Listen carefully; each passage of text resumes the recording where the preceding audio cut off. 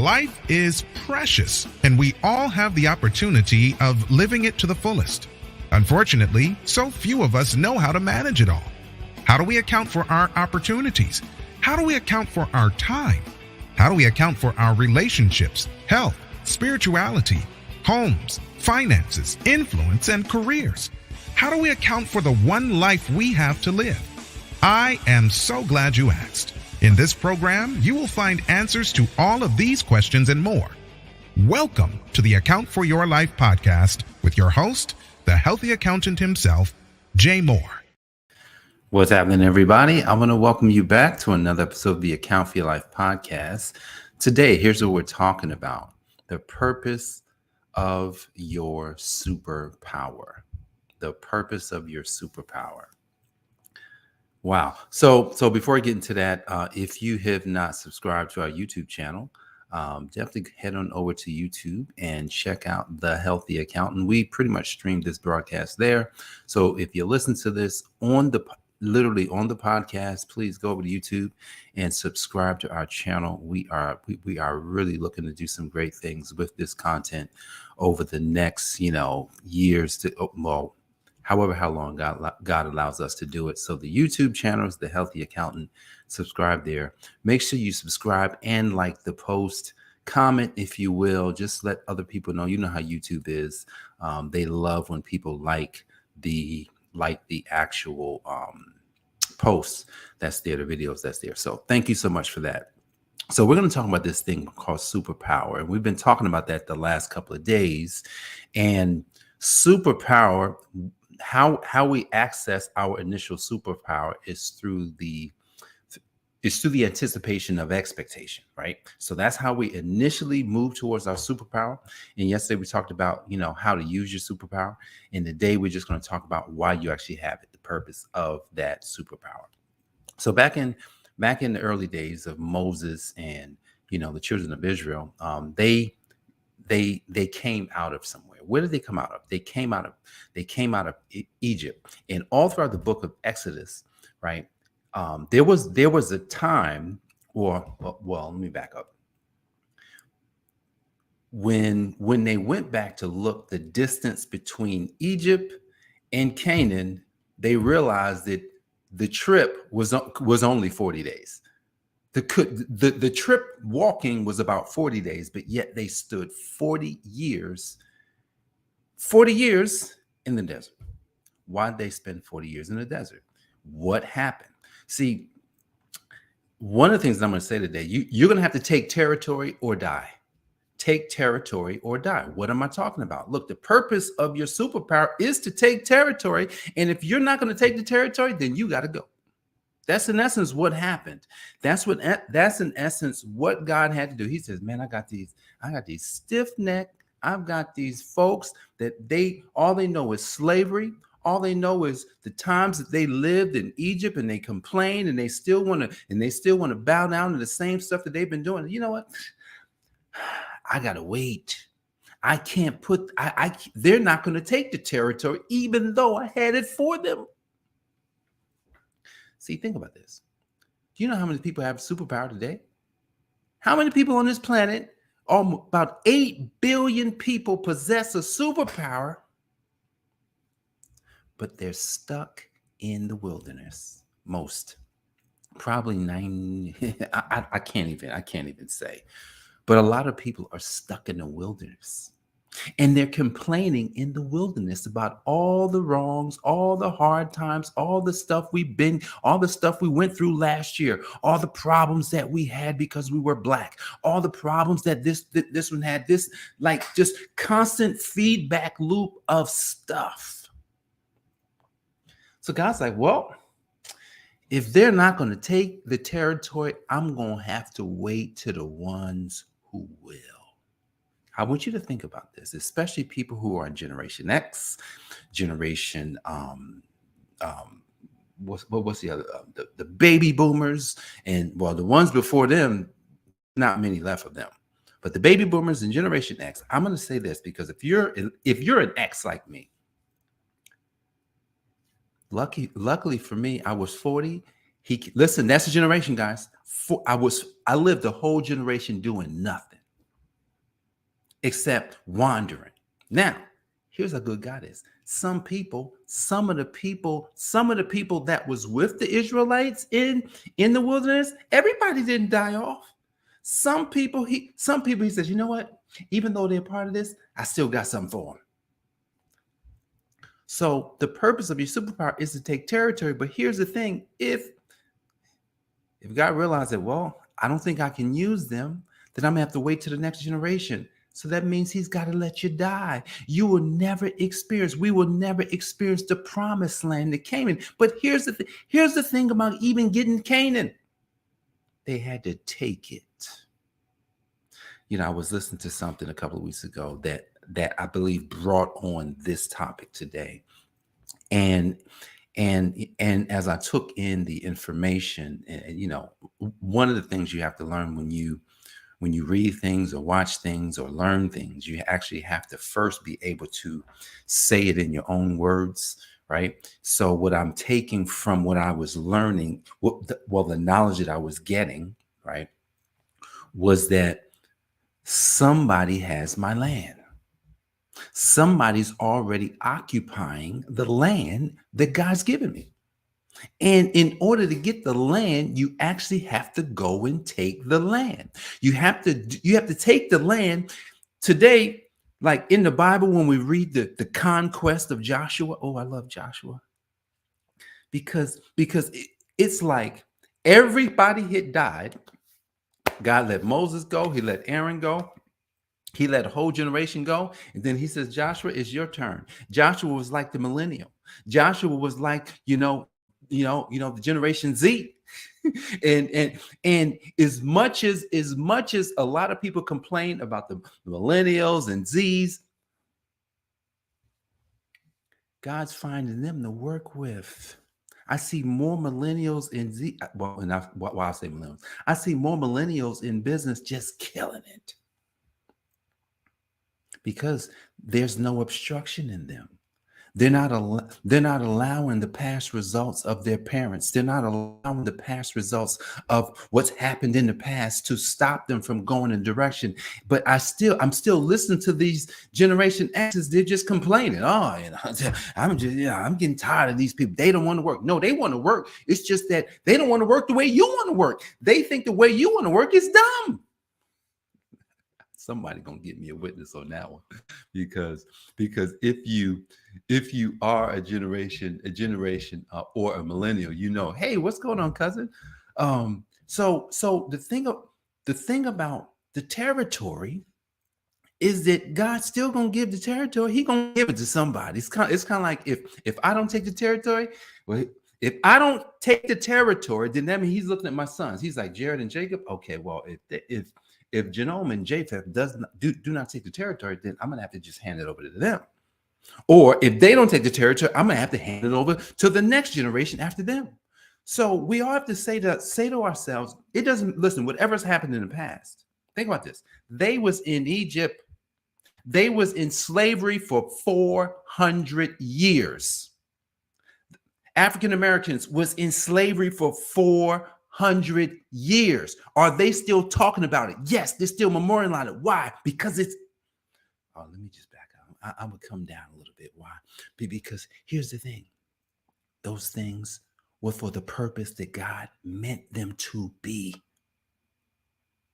What happened? Good morning, Judy. What happened in the wilderness? God had to train them. He had to bring them out because listen, imagine you had a son or daughter, and you want to leave them an inheritance. Do you want to leave them an inheritance and they're not equipped to handle the inheritance? Or are you going to just hand it over to them even though you never trained them how to handle it? Most parents will say, I don't want to do that, even though I want to give it to them. That's how God is. He's like, well, I got to first train them. I got to first give them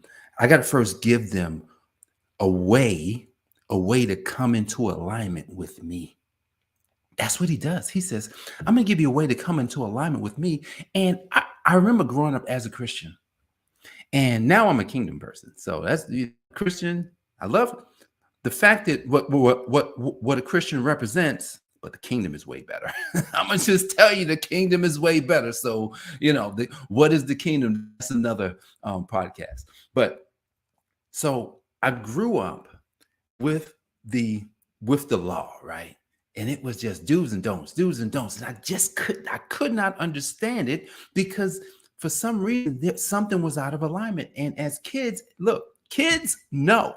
I'm gonna tell you, kids know. Kids can see something and be like, something don't feel right. Now, because they're kids and they're not gonna, say anything to their parents, or they may not necessarily do anything that circumvents the situation, but they know because kids are pure. When kids come out, they are pure. Now, over time, they just kind of go along with everything else. So God gives the law so that he can help train them. Do you know how simple it is to follow the law of God? It's simple. It's kind of like it's just a scorecard of, okay, that's what God is saying. So I'm going to make sure if it says to do something, I'll do it. And if it says that I shouldn't do it, I won't do it. It's kind of like when he was talking to Adam and Eve. He says, look, you can have everything. I'm going to give you everything. He gives them everything. Think about this. Imagine this. You give your kids everything. And the only thing you say is, look, that one thing, you ain't got to mess with that. Unfortunately, if you do mess with that, it's not going to be good. Would you take everything or would you take one thing? Everybody should think, would you take everything or would you take one thing? That's kind of how I look at the law. The law is just like, hey, oh, that's simple. That's simple enough, right?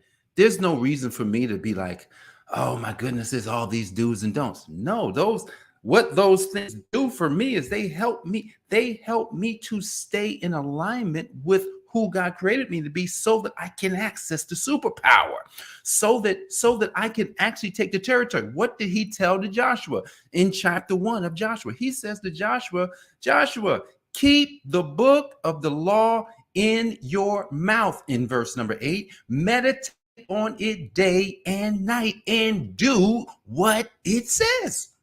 He says, and then you will make your way prosperous and have good success. I'm gonna tell you, when I read that verse for the first time a few years ago, I was on the ground almost. I was like, what is this?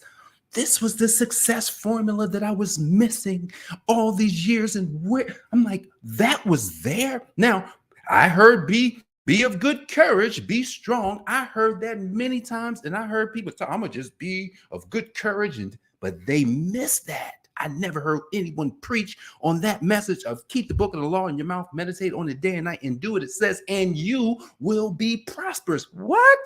I grew up in Newark, New Jersey. Everyone's looking for prosperity there. If we would have known, if they would have brought that into the Christian school that I was at, they said, look, you can be prosperous. All you gotta do is just what? That's it. That's it. Keep the book of the law in your mouth. Or that means I need to read it and understand it. Oh, that means all I gotta do is think of, you tell me I could be prosperous. I grew up in Newark, New Jersey. That's all people are looking for. They're looking for prosperity, and they would do it by any means necessary. But we didn't understand what it meant. Walking around with a superpower, not understanding the purpose, not realizing that the purpose of our superpowers is not just to have self and be prosperous and, and be able to just say we can do and have and all. No, the purpose of that is to go get that territory that I said you was going to get. Imagine if Joshua would have complained to God. Come on. God comes to Joshua in chapter 1. And it's just like, well, Moses is dead, Joshua. So it's time to go. But look at what God said to Joshua. He says, well, Joshua, this is who you are. What? Listen, Joshua had already seen the Red Sea. Joshua had already seen all the miracles that Moses did. And then he realized that you gonna use me for that? He didn't second guess anything. Joshua went forward as right after God told him to be of good courage 3 times.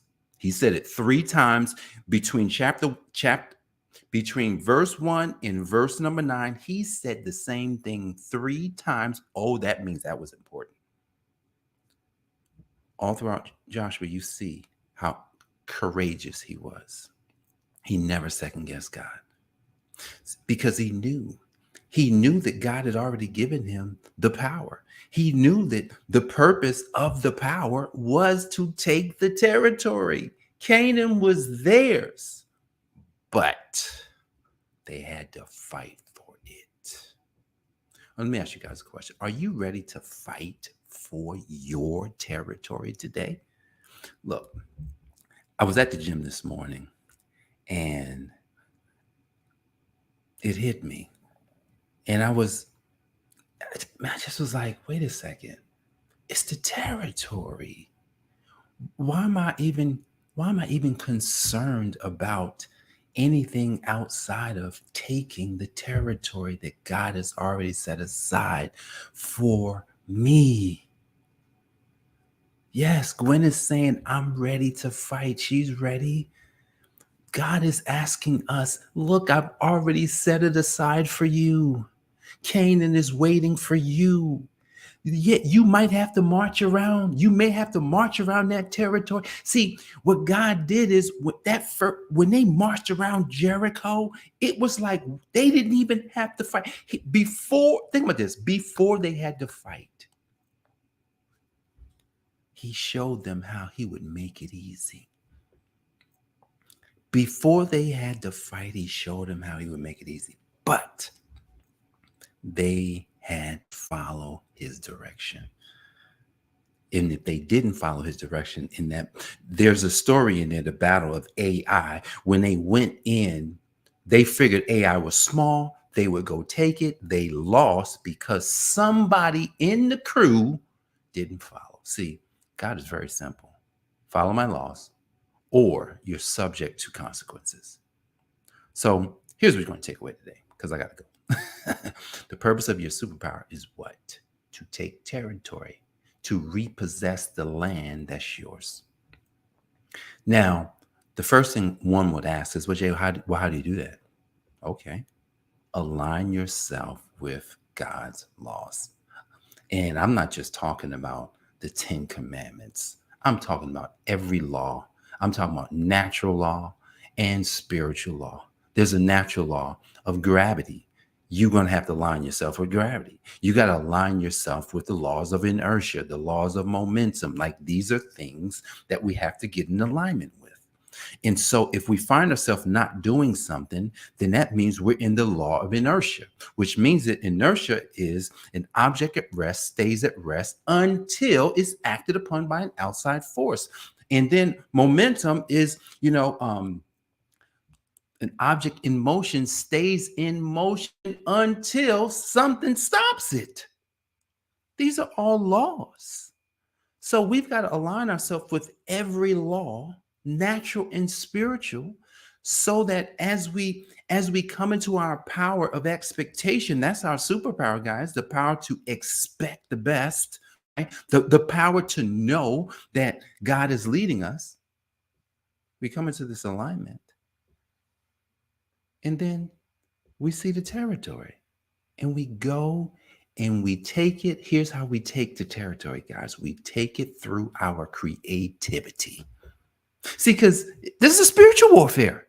So you're going to have to get creative with how you go take. I have to get creative in the realm of finance. I have to get creative in the realm of personal development for people and how to expand the kingdom. I have to get more creative about how I use my creativity so that the territory opens up, and whoever's there, they have to run, because all of a sudden the territory shift hands.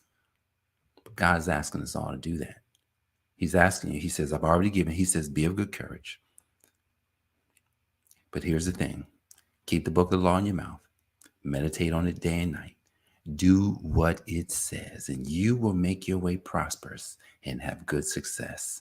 Guys, your superpower, the purpose of your superpower is to take territory. Let's get out there. Let's take territory today. Get in there. Read that word of God. Align yourself with what the word is saying so you can do what the word said.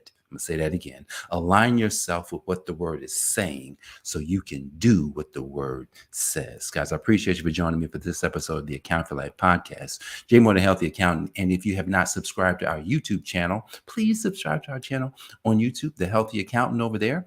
And please like, subscribe, and share this with your friends, your family, those that may benefit from a program like this. I appreciate you guys. I love you. And I will see you back here on the next episode tomorrow at 9 a.m. Peace. Thanks for joining us, listening friends. We are so glad you invested this time with us. Always remember, you only have one life to live, so live it to the fullest. This has been the Account for Your Life podcast with your host, the healthy accountant himself, Jay Moore. Until next time, make it a great day.